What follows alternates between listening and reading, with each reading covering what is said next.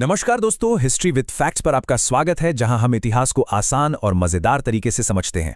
अगर आप competitive exams की तैयारी कर रहे हैं तो आज का ये विश्लेषण आपके लिए बहुत बहुत जरूरी है। आज हम ब्रिटिश भारत की उस चालाक नीति को समझने वाले हैं जिसने बिना हर लड़ाई लड़े ही अंग्रेजों को हिंदुस्तान का मालिक बना दिया, और वो नीति थी सहायक संधि। तो चलिए इसी बड़े सवाल से शुरुआत करते हैं।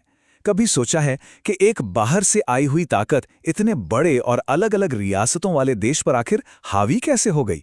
देखिए, इसका जवाब ना लड़ाई के मैदान से ज्यादा कूटनीति की टेबल पर मिलता है, और उस कूटनीति का सबसे खतरनाक हथियार थी सहायक संधि। तो बात है 18वीं सदी के भारत की। जरा सोचिए, मुगल साम्राज्य कमजोर हो चुका था और पूरे देश में ना एक तरह की उथल-पुथल मची हुई थी। भारतीय राजे रजवाड़े आपस में ही लड़ रहे थे। हर राजा को अपने पड़ोसी से खतरा था। अब ऐसे माहौल में अंग्रेज एक ऐसा ऑफर लेकर आए जिसे मना करना लगभग नामुमकिन था। सुरक्षा का ऑफर।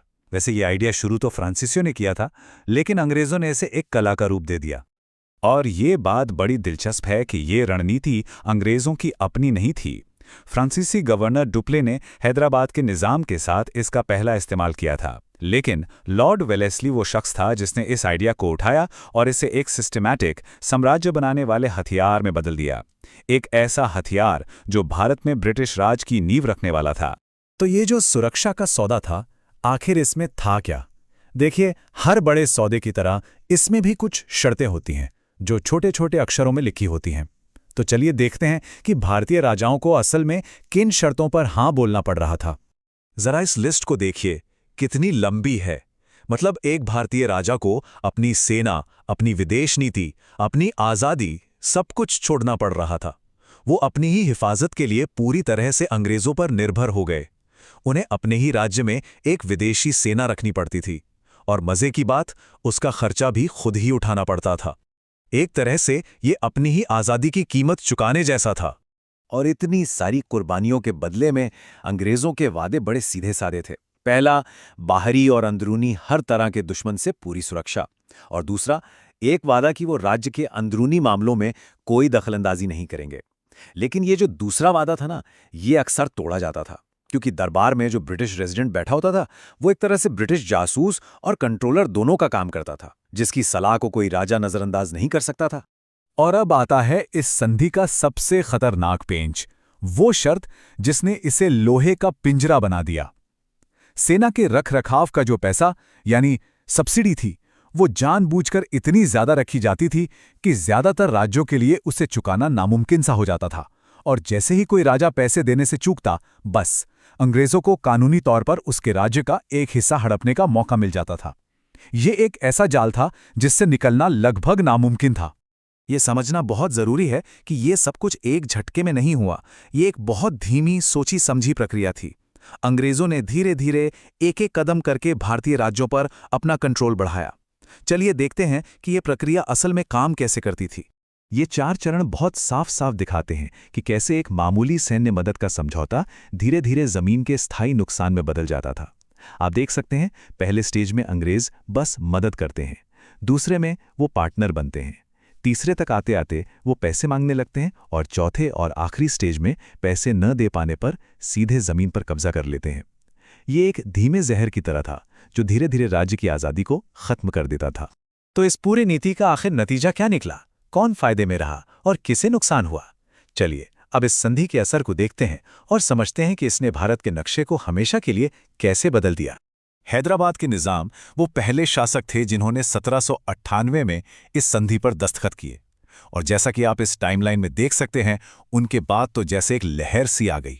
कुछ ही सालों के अंदर मैसूर, तंजौर, अवध, पेशवा, भोंसले, एक के बाद एक भारत की बड़ी बड़ी रियासतें इस जाल में फंसती चली गईं। अंग्रेजों के लिए तो ये किसी जैकपॉट से कम नहीं था। उन्हें भारतीय राजाओं के पैसे पर एक बहुत बड़ी सेना मिल गई। इस सेना के दम पर उन्होंने न सिर्फ भारतीय राज्यों को काबू में किया, बल्कि भारत में अपने सबसे बड़े दुश्मन फ्रांसीसियों को भी हमेशा के लिए बाहर कर दिया। मतलब उन्होंने बिना अपनी जेब से ज्यादा कुछ खर्च किए एक पूरा साम्राज्य खड़ा कर लिया। और दूसरी तरफ भारतीय राज्यों के लिए ये नीति पूरी तरह से विनाशकारी साबित हुई। राजा लोग अपनी जनता से दूर हो गए, क्योंकि अब उन्हें अपनी सुरक्षा के लिए जनता की जरूरत ही नहीं थी। उनकी सुरक्षा तो अंग्रेज कर रहे थे। राजकाज ठप हो गया और भारी सब्सिडी चुकाने के लिए आम लोगों पर टैक्स का बोझ बढ़ता गया, जिससे हर तरफ आर्थिक बदहाली फैल गई। और इसका एक बहुत बड़ा सामाजिक असर भी हुआ। जब राजाओं ने अपनी सेनाओं को भंग कर दिया तो लाखों सैनिक रातों रात बेरोजगार हो गए। लड़ने के सिवा उन्हें कोई और काम आता नहीं था। इनमें से कई सैनिक पिंडारियों के गिरोह में शामिल हो गए। ये संगठित लुटेरे थे जो पूरे मध्य भारत में लूटपाट मचाते थे। मतलब सहायक संधि ने सिर्फ राज्यों को नहीं बल्कि समाज को भी कमजोर कर दिया। अब एक आम कन्फ्यूजन होता है सहायक संधि और अंग्रेजों की एक और नीति, हड़प नीति यानी डॉक्ट्रिन ऑफ लैप्स के बीच। दोनों ही बड़ी चालाकी से बनाई गई थी, लेकिन दोनों के काम करने का तरीका अलग था। चलिए इनके बीच का फर्क एकदम साफ कर लेते हैं। तो देखिए, सीधा सा फर्क ये है, सहायक संधि एक ऐसी डील थी जो राजा को एक कठपुतली बना देती थी, लेकिन राज्य बना रहता था। वहीं दूसरी ओर हड़प नीति सीधे सीधे राज्य को हड़पने की यानी उस पर कब्जा करने की नीति थी, जो राजा की गद्दी ही छीन लेती थी। सहायक संधि कंट्रोल करने का एक इनडायरेक्ट तरीका था और हड़प नीति कब्जा करने का एक डायरेक्ट बहाना। तो आखिर में इस पूरी कहानी का निचोड़ क्या है? ब्रिटिश भारत के इतिहास में सहायक संधि की सबसे बड़ी देन या सबसे बड़ा असर क्या था? असल बात यह है कि ये एक मास्टर स्ट्रोक था। इस एक नीति ने अंग्रेजों को वो करने का मौका दिया जो उनसे पहले कोई नहीं कर पाया था। उन्होंने भारतीय राजाओं से ही अपने साम्राज्य को बनाने और चलाने का खर्चा निकलवा लिया। ये इनडायरेक्ट रूल का एक बेहतरीन उदाहरण था, जिसने भारत में ब्रिटिश राज की नींव को पत्थर की तरह मजबूत कर दिया।